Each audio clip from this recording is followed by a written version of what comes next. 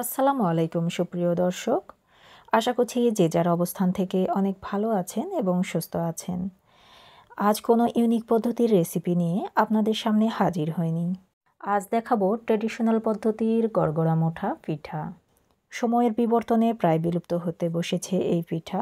পরিবারের বাচ্চা থেকে শুরু করে বয়স্ক পর্যন্ত সবার জন্য এই পিঠাটি প্রযোজ্য, তবে তৈরি করার পার্থক্য ভেদে। তৈরি করতে সামান্য উপকরণ লাগে বলে যে কোনো সময় এই পিঠাটি তৈরি করা যায়। বাচ্চা এবং বৃদ্ধদের জন্য কিভাবে পিঠা তৈরি করতে হবে এবং বড়দের জন্য কিভাবে পিঠা তৈরি করতে হবে সে সম্পর্কে যাবতীয় টিপস অ্যান্ড ট্রিক্স থাকছে এই ভিডিও জুড়ে। তো ভিডিওটি না টেনে ধৈর্য সহকারে দেখতে থাকুন। আশা করছি ভিডিওটি অনেক ভালো লাগবে। একটি মিক্সিং বোল নিয়েছি আর তাতে দিয়ে দিচ্ছি 3 কাপ পরিমাণ আটা। আমি এখানে কলে ভাঙানো আটা ব্যবহার করেছি।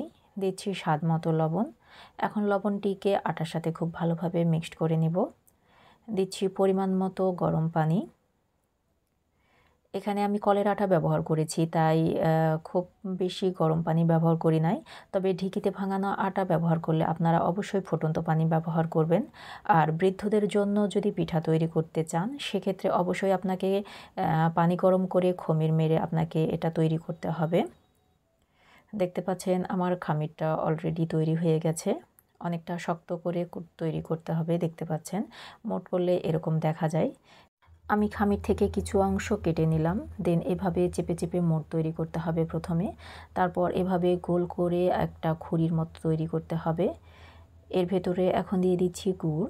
এখানে আমি আখের গুড় ব্যবহার করেছি, আপনারা চাইলে খেজুরের গুঁড়ও দিতে পারেন।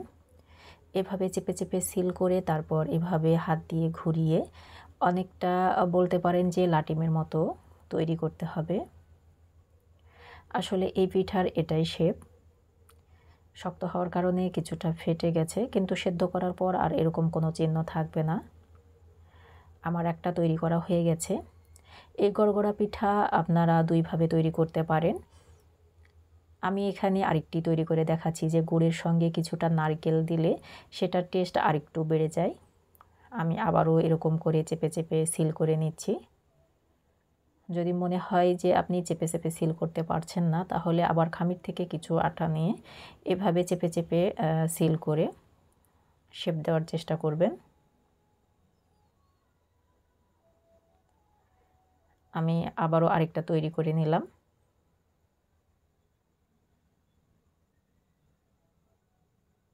এভাবে আমি সবগুলো পিঠা তৈরি করে নেব। অবশিষ্ট যে খামির আছে সেটা থেকে আমি মোঠা তৈরি করব। মোঠা তৈরি করা আরও অনেক সহজ। এভাবে হাত দিয়ে চেপে চেপে মোঠা তৈরি করতে হবে। দেখতে পাচ্ছেন হাতের আঙুলের অনেকটা ছাপ বসে গেছে। আমি আরেকটা বোঝার সুবিধার্থে তৈরি করে দেখাচ্ছি।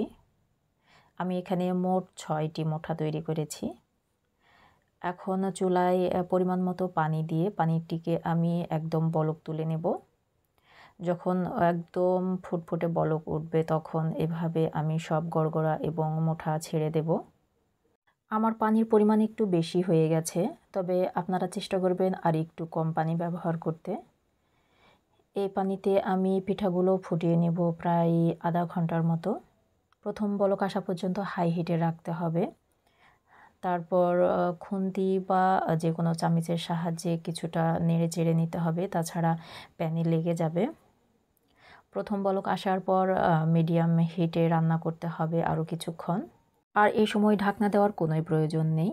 আমার পিঠাগুলো হয়ে গেছে সেদ্ধ। আমি একটি ছাঁকনির সাহায্যে উঠিয়ে নিচ্ছি। আর এভাবে উঠানোর পর পানি দিয়ে একটু ধুয়ে পরিষ্কার করে নিতে হবে। দেন সার্ভ করতে হবে। আমি পরিবেশন করে দেখাচ্ছি।